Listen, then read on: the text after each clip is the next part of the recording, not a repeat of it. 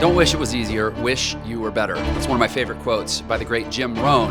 I bring this up because I hear so often from people that are taking on something new in their life, trying to change their life, that, it's more work than I thought. So I say, yeah, but that's a reflection of your capacity and your production and your abilities and your present reality. That doesn't say anything intrinsic about the work that you're doing or the project that you've taken on. So there's sort of a basic sanity to any feeling that we have. I think that we need to run the feelings we have through these filters of sanity. And so if you're having a feeling that's this seems to be more work than I was expecting, or it doesn't seem like it should be this much work, well, ask yourself, how much work was it to create that which I am now trying to change?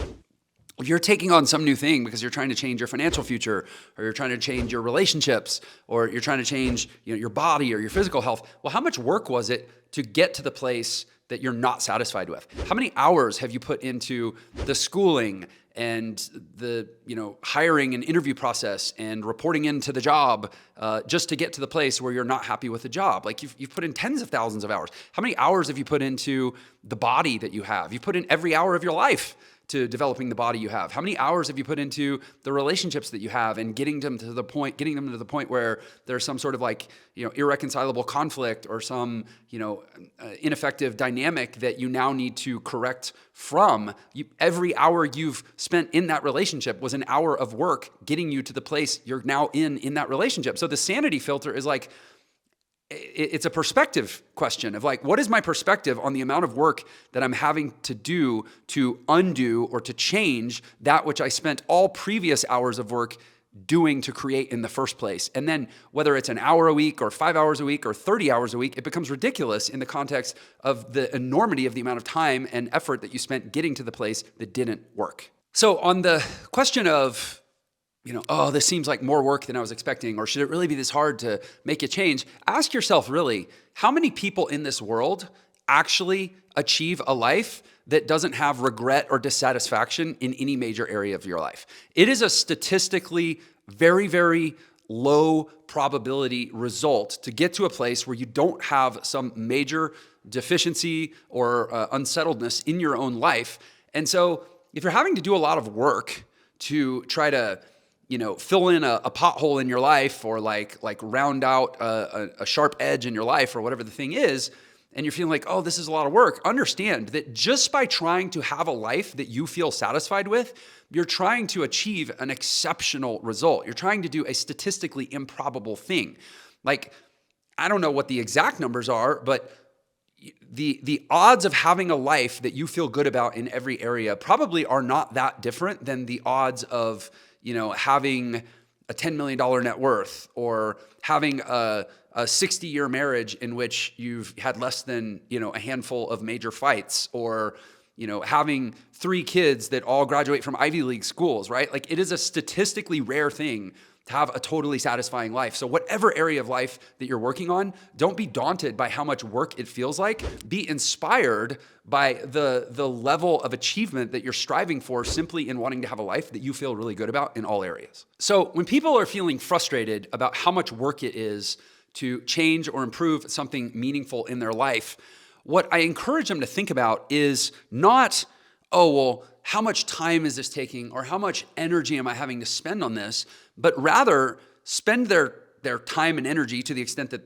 we choose to spend time and energy worrying about a thing rather than working on a thing, spend it worrying about how much more efficient can I make the current life that I inhabit, the current commitments that I already have to keep, the current responsibilities that I have to sustain over time. How much more efficiently can I do that? So it's not where do I find the time and where do I find the energy to add this new thing to an already maxed out equation? It's rather, how do I optimize the current maxed out equation so that it's no longer maxed out, so that I create the time and I create the energy so that I can do the work that I need to do to make the change without having to come up with any new time and energy inside of effectively a closed system where every calorie of energy and every unit of time is already being used to the purpose of what isn't working, right? Start with efficiency before you take on adding anything new. Einstein said that everything should always be made as simple as possible, but never any simpler. In other words, there's a point of not just diminishing returns, but essentially reversal of returns, right? When you try to simplify a thing, you simplify it to the point beyond which it cannot be simplified any further. And then every step you try to go beyond that in terms of simplification, you're actually creating complexity because you're having to subtract something that's fundamentally necessary. And in so doing, you create a complication. And, essentially, I think you get the point, right? You're trying to make things simpler, but you're now making them more difficult. So look at your life the same way. What is this result that I'm trying to achieve? And how much work is it to achieve that result? And obviously, as naturally, energy efficient, or we might say lazy organisms called humans, we always want to do things as efficiently as possible, but trying to make it more efficient, or let's say less work or less time or less energy than it can actually be made, ends up making it take more time, more energy, and be less efficient. So optimize your work to the point where it's as efficient as possible, and then stop trying to optimize it and just do the damn work. As far as this idea that this is a lot of work and I don't know how I'm going to do the work, consider this. Most human beings use roughly 10% of their brain capacity. And most human beings, studies have shown that we're only maximally productive at most, typically 2 hours a day. Usually it's closer to 1. So the average worker who goes to a job for 8 or 9 hours a day essentially gets the vast majority of that work done, usually in about a 1 to 2 hour sprint.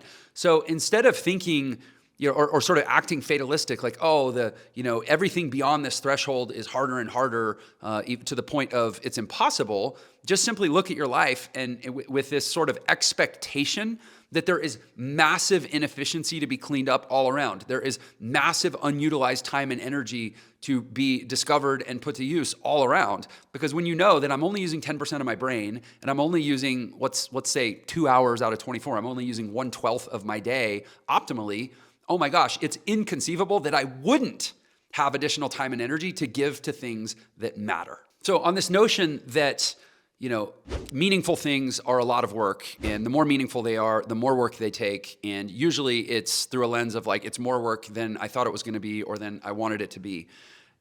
The question I would start with is not necessarily how do I make it less work? It's more, what am I currently saying yes to in my life that's creating the clutter that makes all things that are meaningful more difficult, right?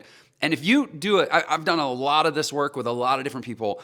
And if you do a time audit or an energy audit of how we all spend our days and spend our lives, we say yes to so many things that choke off bandwidth, that choke off time and choke off energy and choke off relationship capital and choke off focus and choke off all the raw materials that we all have present in our lives all the time with which to do the most important things, because we're saying yes to less important things. So ask not how to make things easier or how to make things less work. Just ask, make an inventory of everything you're saying yes to in your life and literally strike out everything that isn't directly leading you towards your goals. And typically, anywhere between 80 and about 95% of your life just disappeared. I promise you have plenty of time, you have plenty of energy. You just have to build the muscle of saying no and stop saying yes to things that aren't the most important things. So you want what you want, but in going after what you want, you're finding out that it's a lot of work. And you're like, I don't know if I want to do this much work, or it's more work than I thought. Okay, so ask this question. Who are the people that have roughly what you want?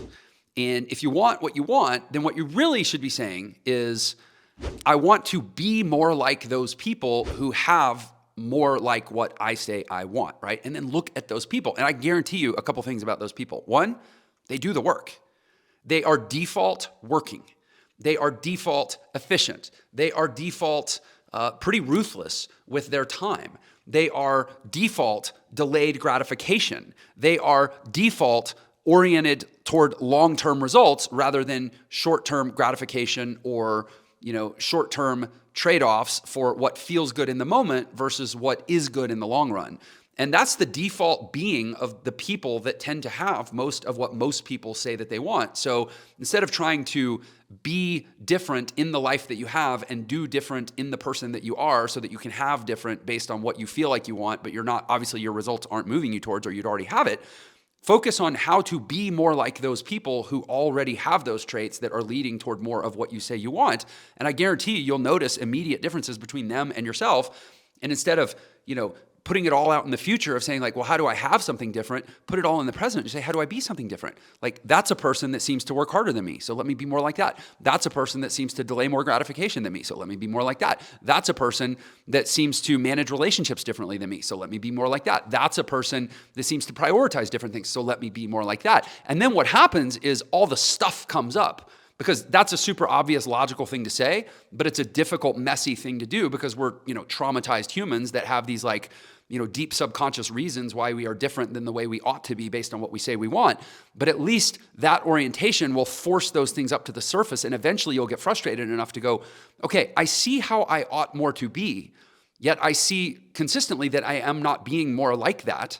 Why is that? And then now at least you're finally asking the right question, and you can go deal with the root cause rather than constantly shaming yourself because you don't have what you say you want. And here's the thing about all this hard work stuff.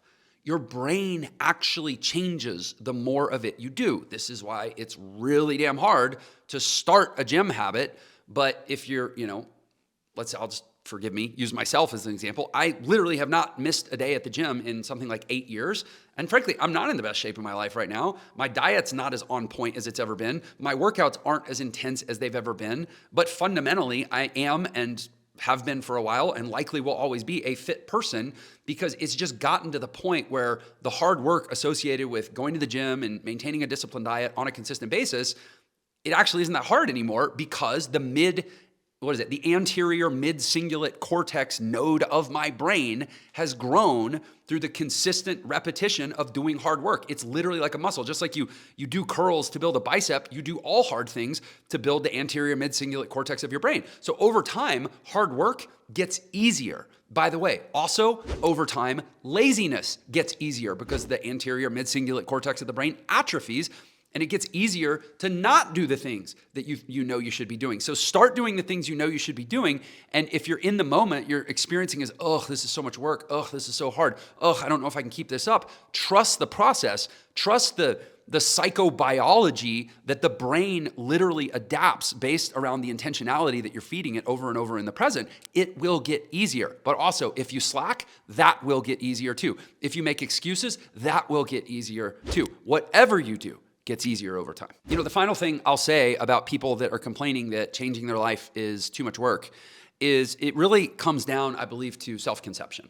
If we think of ourselves as, an ant in the giant global anthill of 8.8 billion humans, or ants, so to speak, then, we're going to have a pretty small, limited self-conception, and it's going to seem like it is going to seem like a lot of work, right? Like, what's the point of toiling as a little ant in a hill?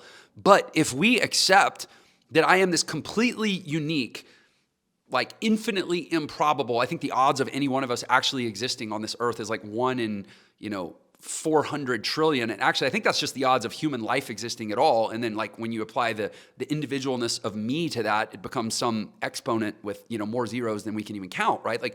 The odds of me even existing and having a shot are so infinitesimally small that the notion of me as an ant in a hill is ridiculous. I'm the freaking, my own God on top of a mountain. And obviously that could be taken to an unhealthy extreme, but start to objectify yourself differently. At least be the hero in a story, and at least live it as a story that anybody else on earth would benefit from reading or following along with.